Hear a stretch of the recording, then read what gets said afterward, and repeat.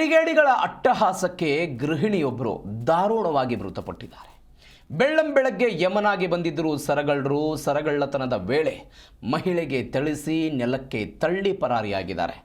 45 ವರ್ಷದ ಜ್ಯೋತಿ ಮೃತ ಗೃಹಿಣಿ. ನೆಲಕ್ಕೆ ಬಿದ್ದ ಗೃಹಿಣಿ ಪ್ರಜ್ಞೆ ತಪ್ಪಿ ಮೃತಪಟ್ಟಿದ್ದಾರೆ. ಕಳ್ಳರು ಎಸ್ಕೇಪ್ ಆಗಿದ್ದಾರೆ. ನೆಲಮಂಗಲ ಬಳಿಯ ಹೊಸ್ಕೂರು ಗ್ರಾಮದಲ್ಲಿ ಈ ಘಟನೆ ಆಗಿದೆ. ಮನೆ ಬಳಿ ರಂಗೋಲಿ ಬಿಡಿಸಲು ಬಂದಿದ್ದರು ಜ್ಯೋತಿ. ಈ ವೇಳೆ ಹೊರಗಿನಿಂದ ಬಾಗಿಲ ಚಿಲಕ ಹಾಕಿ ದುಷ್ಕರ್ಮಿಗಳು ಕೃತ್ಯ ಎಸಗಿದ್ದಾರೆ. ಸುಮಾರು 65 ಗ್ರಾಂ ಮೌಲ್ಯದ ಮಾಂಗಲ್ಯ ಸರ, ಕಿವಿ, ಓಲೆ ಕಿತ್ತು ಪರಾರಿಯಾಗಿದ್ದಾರೆ. ಘಟನಾ ಸ್ಥಳಕ್ಕೆ ಮಾದನಾಯಕನಹಳ್ಳಿ ಪೊಲೀಸರು ಭೇಟಿ ಕೊಟ್ಟಿದ್ದಾರೆ. ಸ್ಥಳೀಯ ಆಸ್ಪತ್ರೆಗೆ ರವಾನಿಸುವಲ್ಲಿ ಜ್ಯೋತಿ ಮಾರ್ಗ ಮಧ್ಯೆಯೇ ಮೃತಪಟ್ಟಿದ್ದಾರೆ. ನಾನ್ ನೋಡ್ದಾಗ ನನಗೆ ಗೊತ್ತಿಲ್ಲ ಏನು, ನಾನೆಲ್ಲೋ ಬೇರೆ ಕಡೆ ಇದ್ದೆ.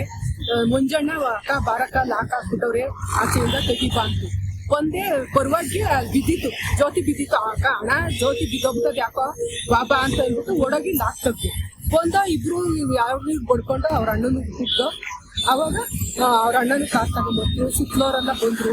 ಅವಾಗ ನೋಡ್ದು ಏನಾಗಿತ್ತು ಅಂತ ಬಿದ್ದೋಗ್ಬಿಟ್ಟಿತ್ತು ಮಕ್ಕಳು. ಅಲ್ಲ ಈಗ ಅದು ವಾಶ್ರೂಮ್ ಹೋಗಿ ಬಂದ್ರು ಸರ್. ಅವ್ರ ಯಜಮಾನ್ರು ಹೋಗ್ ಬಂದು ಈಚೆಗೆ ಬಂದವ್ರಿ. ಅವ್ನು ಹೋಗಿ ಮನೆಕೊಂಡ್ಬಿಟ್ಟವ್ನು. ಇದು 5:30 ಇವತ್ತು ಸೋಮವಾರ. ವಾರ ಎಲ್ಲ ಮಾಡ್ಬಿಟ್ಟು ಮಕ್ಕಳನ್ನ ಕಳ್ಸ್ಬೇಕು ಅಂತ ಹೇಳ್ಬಿಟ್ಟು ಬಂದೈತಿ. ಈಚೆಗೆ ಬಂದು ವಾಶ್ರೂಮ್ ಹೋಗಿ ಬರುವಾಗೆ ಬಾಕ್ಲಾಗ ಇದೇನು ಜ್ಯೋತಿ ಇಷ್ಟೊತ್ತಾದ್ರೂ ಬರ್ಲಿಲ್ಲ, ಆಚೆಗೆ ಹೋದವನು ಇವ್ರು ಬಂದು ಬಾಕ್ಲ ತೆಗಿಸುವಾಗೆ ಲಾಕ್ ಆಗ್ಬಿಟ್ಟಿತ್ತು. ಬಾಗ್ಲು ಲಾಕ್ ಮಾಡ್ಬಿಟ್ಟಿದ್ರು. ಬಾಕ್ಲು ಲಾಕ್ ಮಾಡ್ಬಿಟ್ಟವ್ರ ಆಚೆಯಿಂದ. ಅವಾಗ ಹೋಗಿ ನೋಡುವಾಗೆ ಬಂದು ಬಾಕ್ಲ ಬಿದ್ದವ, ಯಾರಿಗೋ ಕೂಕೊಂಡವ್ನೆ, ಬಂದು ಬಾಕ್ಲು ತೆಗ್ದವ್ನೆ. ಅಷ್ಟೇ ಬಾಕ್ಲ ಬೀಳುವಾಗೆ ಏನಾಯ್ತು ಅನ್ನೋದು ಗೊತ್ತಿಲ್ಲ. ಒಡವೆ ಇಲ್ಲ, ವಾಲೆ, ಕಟ್ಟ ಚೈನು ಏನೂ ಇಲ್ಲ.